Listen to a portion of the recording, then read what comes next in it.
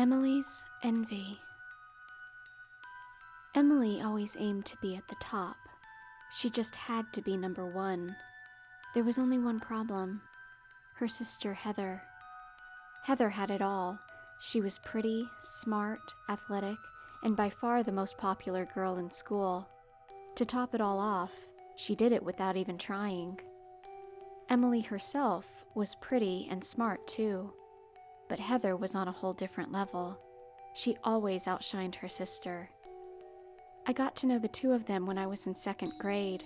They moved into the house next door with their dad. It was only natural for us to become friends. Especially me and Emily. Emily and I became pretty close considering that we were in the same grade. It's hard to say when Emily's envy began. It might have started during middle school, but now I think it did much earlier. Emily never showed it openly. In front of her sister and father, she wore the mask of the ideal younger sibling. She pretended to be happy for her sister, to even admire her. Deep inside, though, she was furious. I knew because Emily and I had become best friends during middle school. One late afternoon, when walking home together after school, she told me all about it. She is so goddamn perfect. It's unfair. Who is? Heather. It's always her. Today as well. Oh, Emily, one day I'm sure you're going to be as pretty as your sister. Ugh, how I hate it. Oh, look who's talking, I said, laughing. You're stunning yourself. Oh, shush, Lizzie. That's not the point. I was just trying. Just stop. Don't you think I know that? I didn't say anything. How many times do you think I have to hear how I am almost as perfect as her? How do you think I feel when a guy I like asks me about her? I am sick and tired of it. Soon she was ranting to herself. There was no point to say anything. Instead, I just kept walking next to her. This was only the first of many similar rants. Heather graduated at the end of the school year, but she didn't move on to university. Instead, she followed her dream to become a professional dancer. It seemed Emily's time to shine had come. Finally, her sister had left the throne to her. At least that's what Emily had thought. Emily might have made it to the top, but Heather's shadow was still looming above her. Guys only talked about how they'd kill for a chance with Heather. The trophy case still showed Heather's many accomplishments. Even the cheerleaders aspired to be just as good as Heather. No one talked about Emily. 2 years later, Emily and I graduated as well. As we were such close friends, we decided to attend university together. Emily majored in fashion design, while nerdy little me went into the science field. We even moved into the same dorm building. Sure, we weren't roommates, but we lived only one floor away from one another. It was during our second semester that Facebook's popularity exploded in Germany. I was quick to sign up. I had been on MySpace for years and had been a member of a few other online communities. It was only natural. Emily was more reluctant than me. Only after I annoyed her for weeks did she finally sign up. She was quick to discover that her sister had a profile too. Every once in a while, when I turned up at her room, I'd find her glaring at the computer screen. She'd be going through Heather's profile. She never admitted it, of course, but I knew she was stalking her sister. When Facebook launched the fan page feature, I played around with it a bit. I suggested to Emily that it might be a good idea to create one for her designs. At first, she was against it, but once I pointed out the advantages, she gave in. To her, and even my surprise, she got quite a few initial fans. After some weeks, this number had grown to more than 100. 2 months later, it was above 1,000. The next time I came over to her dorm room, I found her on the phone. Oh, you have no idea how happy I am. I mean, that is more than 1,000 people. It's unbelievable. Who would have guessed that I'd be so popular? When Emily saw me, I pointed at her and then at the phone to get her to tell me who it was. She looked at me confused for a few seconds before she understood. Oh, it's Heather. I frowned for a moment. Then I said a quick hello and found myself a place to sit down. Yeah, Lizzie helped me to set it up. No, I think that's not it. It might just be talent, you know? She laughed into the phone. It sounded so fake and empty. Oh? Yeah, I guess. I mean, of course. I am happy to help. Her voice was as sweet as honey, and her face distorted into a smug smile. It made me cringe. Oh, it's not hard at all. I could even invite a few of my fans to like your page. I sighed as she said this. Emily noticed and stared me down. I only shrugged in annoyance. What's that, Heather? Yeah, of course. Well, Lizzie is waiting. I gotta go. Sorry. I looked up at Emily, who was beaming. Not at me, but at herself. I couldn't remember the last time I'd seen her that happy. What was that all about? I asked her. I told Heather a bit about my fan page. She said it in the most innocent of voices. She told me she had called Heather because she missed her. She was the only family she had left, after all.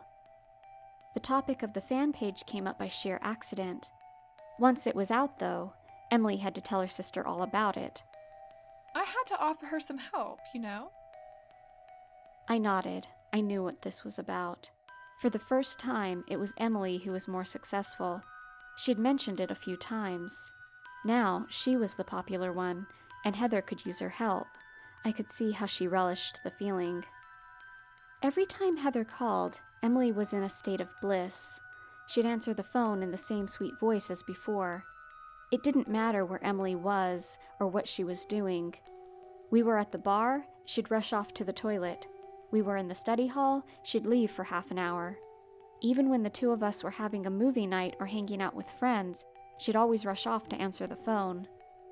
I tried talking to her about it, but she just shrugged it off. I was imagining things, she said. It was a few months later when I returned to the dorms one evening. There was a ruckus going on. A crowd of people had formed on Emily's floor. From the stairs, I could hear someone yelling and screaming. When I got closer, I saw people standing in front of Emily's door. That freaking bitch! Why the hell is it always her? It is always... Fuck! It was Emily. I could hear more curses, mixed with the sound of things breaking apart from behind the door. I tried to open it, but it was locked. Hey, Emily, what's going on? I knocked on the door, first only a little, but then harder. Are you okay? What is... Suddenly, the door unlocked. Anger distorted Emily's face. Her eyes were puffy and bloodshot from crying. The room behind her was a mess. The floor was littered with Emily's belongings and the remains of her various designs and sketches. What the hell are you doing? I asked, confused. You. She started. Then she took a step towards me and pushed me back. It was your goddamn idea. Wait, what are you talking about? I'm talking about the stupid fan page. If you wouldn't have forced me to put this thing up, then Heather would have never... This is about Heather? Of course it is. Not only is her page more popular than mine. I cut her right off. First of all, you were helping her all the freaking time. What did you expect? Second of all, who cares? I fucking care, Lizzie. I can't freaking deal with her anymore. Why has she always got to be better than me? Can't she let me have anything? You know why. Because Heather doesn't care about popularity or being better than others. That was the last straw. Emily went forward and pushed me once more. This time, hard. I tumbled backwards and hit my head against the wall. Without another word, I turned to leave. I made my way past the crowd that had been watching and went back to my room. When I tried to see how much better Heather's page was doing, I saw that Emily had deleted hers already. I didn't speak with her for almost 2 weeks. One morning, she called me out of the blue. I was reluctant to answer. I didn't want to have any more insults hurled at me. Heather was in an accident. she said in an agitated voice before I could even say hello. Wait, Emily, what happened? I'm not at the hospital yet. I'm coming too. At the hospital, I gave Emily a long hug. It didn't take long for us to find someone who was able to tell us what had happened. On the way to one of her performances, a car crashed into Heather's. One of her legs was almost crushed in the collision, and she had to be taken to the emergency room. The doctors were able to save the leg, but it was paralyzed. There was the possibility that Heather might walk again. Anything else was out of the question, though. When Emily heard the news, I thought I saw the hint of a smile on her face. It was only there for a moment before sadness and tears replaced it. We hugged each other, waiting until the doctor allowed us to see Heather. Heather didn't look up when we entered the room. It seemed like all the life had left her. When I saw her like that, I started crying. I couldn't hope to understand what was going on in her mind right now. Having your dream taken away in a mere instant would drive anyone into depression and a state of apathy. Emily visited her sister almost daily. During that time, I didn't see much of her. The few times I asked her if we could get together, she declined. She had to take care of Heather, she said. She's my sister, after all. It shouldn't matter what happened before. We only have each other, Lizzie. Since Dad died, there's no one else. Once Heather was released from the hospital, Emily moved in with her in their old home. She said she'd take care of her sister and assist her in her daily life. To do that, she took a break from university and left the dorms behind. Heather was still in the same depressed state when I visited them the first time. She'd talked to me, but I felt a deep sadness in her words. As the weeks passed, she started to improve. During later visits, I saw Heather smiling, and Emily, in turn, seemed to be happy. It had been ages since I had seen true affection between them. I visited the sisters quite a lot during that time. At first, I was only there to help Emily move, but this initial visit was enough to rekindle the old friendship the three of us had shared. We spent countless evenings talking about the fun we had had as kids and teenagers. In time, Heather's leg got better, and soon she was well enough to handle her daily life on her own. It allowed Emily to work on her fashion again. One evening, when Emily was working on a new piece, I had a long talk with Heather. She admitted that she still didn't know what to do with her life. With a sad face, she looked down at her crippled leg. I was quick to suggest that she could try to help Emily with her fashion. Maybe the two of them could do it together. Heather protested. There was no way she'd be any good at it, she said. She'd never even tried. In the end, I still urged her to talk to Emily. I would not be around for some time due to a paid internship at the other end of the country. It would give her enough time to work on some fancy cloth, I said, laughing. It was 2 months later that Heather killed herself by jumping out of a window. I instantly made the trip back home. No one understood what had happened. When I heard about it, I couldn't believe it. It came out of nowhere. Heather had gotten so much better, hadn't she? At the funeral, Emily told me in tears that Heather had never gotten over the fact that she couldn't dance anymore. Sure, Heather always put on a happy face, but eventually it got to her. I should have seen it coming, she said to me with tears in her eyes. During the gathering after the funeral, Emily revealed that she would name her new collection after her sister. It was to honor her memory, she said. In the month that followed, the collection turned out to be a huge success. Not financially, of course, but the positive reception was overwhelming. Many people, both friends and strangers, urged her to put them up for sale online. Emily's career in fashion was going well. That was until I uncovered the truth. By now, my internship was over, and I was living in the dorms again. One day, I couldn't access my Facebook account. To restore my password, I had to access the email I used to sign up. It was an old one I didn't use anymore. When I logged in, I had a look through the emails. It was all spam, except for one by Heather. For a moment, I got goosebumps, until I saw that Heather had sent it almost half a year ago. I had no idea why she sent me an email. With not a little anticipation, I started to read. Heather thanked me for urging her to work with Emily.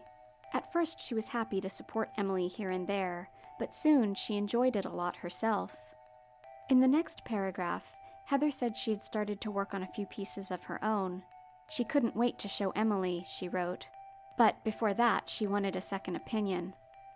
Attached to it were a number of pictures. When I looked through them, I couldn't believe what I was seeing. They were almost identical to Emily's new collection, the one she named after Heather. I was furious. It couldn't be real. Only minutes later, I was on my way to Emily's house, the same house in which Heather had killed herself. When she opened the door, I confronted her about it straight away. She denied everything, of course. It was bullshit, a fake, an email sent by someone else. Why did I even believe something like that? I should have called her instead. The more I pressured her, though, the more the story changed. At first, Heather had never talked to her. Then she admitted that Heather had helped her a little. Suddenly, one of the sketches was by Heather. Finally, though, when she had enough of my questions, she confessed everything. It was always just her. Heather this, Heather that. Everyone only talked about her. How she was oh so perfect. And then poor little Heather had her accident. As she stood there, I saw the same smile I had seen in the hospital. It hadn't been my imagination. But you know what? Once her dream was shattered, she couldn't help but barge into mine. Finally, I'd found something I loved. Finally, there was something I was good at. And you know what? You know fucking what, Lizzie? Here comes crippled Heather again. She was pacing left and right in anger, not even breathing as she spat out her sentences. Oh, how innocent, she asked. Lizzie said I should try fashion. Maybe I could try it on my own. I just want to see how things turned out. And guess what? Things turned out amazing. She threw her arms up in frustration as she said the last sentence. Heather's designs were better than anything I ever did. Anything. Emily laughed for a bit and shook her head. She didn't even know what she was doing half the time. Am I doing it right, Emily? Do you think this works? Oh, it did, Heather. It was fucking great, Heather. She turned towards me again and took a step in my direction. Can you believe it, Lizzie? Can you? I don't... Of course you don't. I couldn't either. But yet again, Heather was better than me. Same as always. This time, I wouldn't let her get away with it. Not this time. Emily stared at me, but now her mouth was twisted into a mad smile. You know what I did when she showed me her finished pieces? I laughed her right in the face. Sorry, Heather, but dear Lord, those are terrible. That's what I said. With that, Emily started to giggle. I told her I had to hide them away before anyone could see them. We wouldn't want people to think that not only your leg, but also your arms are paralyzed, wouldn't we? And with that, she broke into bouts of laughter right in front of me. Oh, you should have seen her face. It was... She had to break off to catch her breath. I just stood there, overwhelmed by this mad, insane rant. It was the best thing ever. The oh-so-great Heather was crying right in front of me. It felt so damn good, she said, face red, beaming at me. After that, I kept urging her to help me. It was the least she could do, I said. Maybe she'd even learn a thing or two. And innocent, sweet little Heather agreed. Oh, how I enjoyed tormenting her. This is no good, Heather. What are you even doing, Heather? Oh God, you are ruining everything, Heather. Oh, how the tears kept flowing. She couldn't take it for long. Don't tell me that because of that she Killed herself? She finished my sentence. Of course. And you know what? I could have stopped her. I heard how she dragged herself up to the attic. I heard the creaking of the floorboards above me. I could have run after her, Lizzie. I could have told her I didn't mean any of it. And finally, her face distorted into a cruel smile. But I didn't. Instead, I leaned back in my chair and closed my eyes. 10 minutes later, I heard the impact. Now I saw tears were streaming from her eyes. Emily, you... But I broke up. I was so happy, Lizzie. Finally, I could be the popular one. Finally, it would be me. She stood there, smiling in a state of bliss. Then her face turned hard again as her eyes focused on me. If it wasn't for this one damned email, she spat out, things would have been perfect. But you had to read it. Didn't you, Lizzie? She took a step towards me, then another. But you know, Lizzie, no one has to find out about anything. As she moved closer to me, I took a step back. Then it all happened at once. Emily broke into a run. She rose her arm, and I saw something flash in her hand. Without thinking, out of sheer instinct, I raised my arm to protect myself. A piercing pain shot through me. I screamed. Blood was running from my arm, and I saw the bloody pair of scissors Emily was holding in her hand. I could see her shaking. Her eyes darted from my arm to the scissors and back. Lizzie, I didn't mean... She started. Get the fuck away from me, I screamed at her. I ran from the house and to my car. I made it to the nearby hospital. Thankfully, it was a painful but minor injury. Once I was back home, I revealed the full thing. I sent Heather's email to everyone I knew. Then I shared not only the email, but also all the things Emily had confessed to me on social media. It didn't take long for people to turn on Emily. My phone rang day and night. Calls and texts by Emily kept flooding in. I ignored them all. It wasn't long before the praise for Emily turned to condemnation. There was a lawsuit, but nothing came to it. Suicide is a divisive issue here, and my story could not be proven by one email and a minor injury I had failed to report. It was ruled that the driving force behind Heather's suicide had been her ongoing depression. I don't know what happened to Emily after that. For a while, random accounts posted spiteful comments on my Facebook profile. The same happened for a memorial page Heather's friends had created. Everyone knew it was Emily. After a while, things got quiet about her. Some said she moved away.